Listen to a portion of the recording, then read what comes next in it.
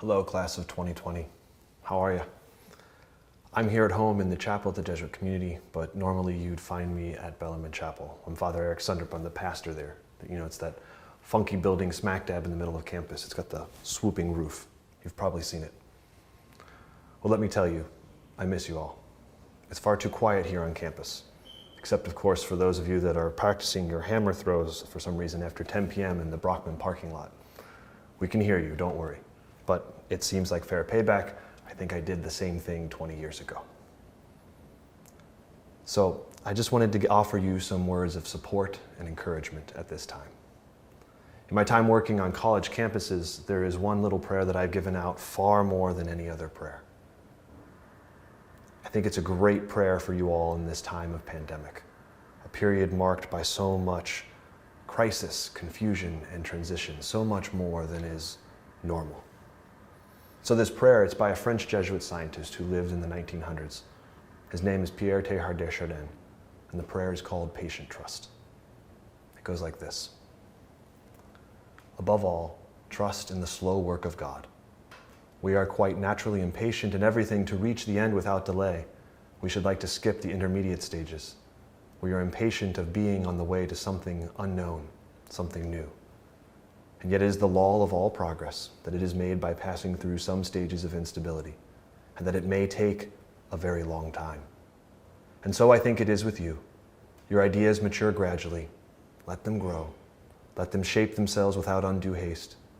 Don't try to force them on as though you could be today what time, that is to say, grace and circumstances acting on your own goodwill, will make of you tomorrow.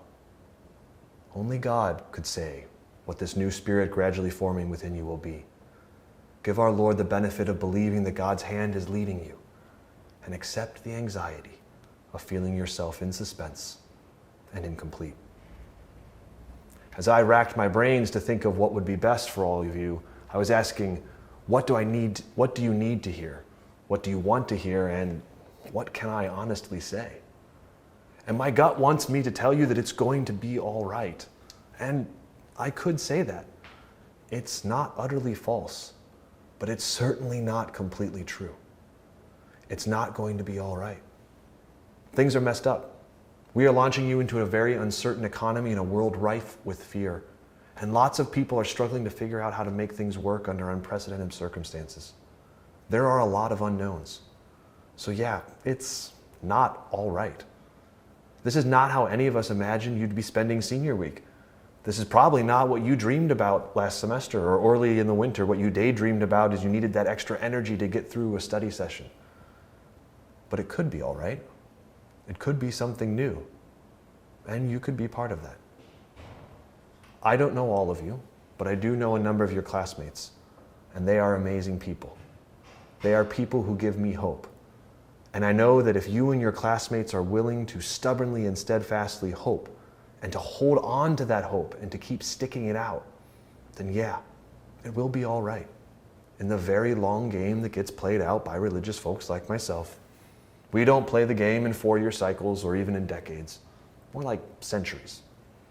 So yeah, in that sense, it'll be all right. Because if you keep hoping and working out of that hope for a better world, then this very difficult, complicated, and trying moment that could be a moment that changes the course of human history. It could be a moment of miracles. And we could be part of those world-changing miracles.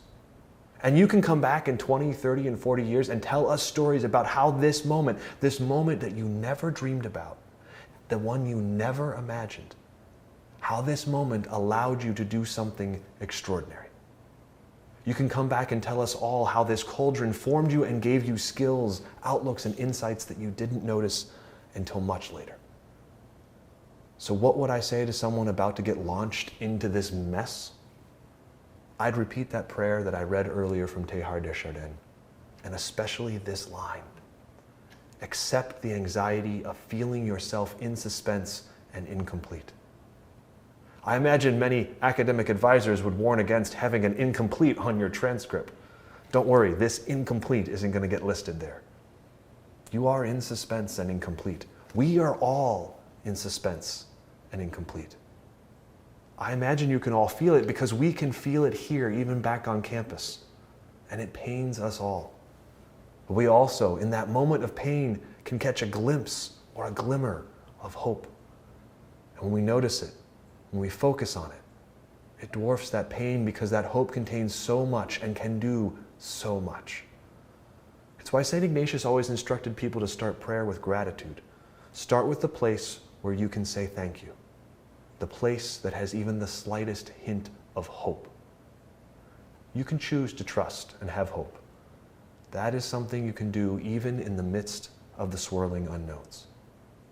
And when you do that, when we do that all together, all of us, all for one and one for all, then it becomes just that much easier to accept the anxiety of feeling ourselves in suspense and incomplete.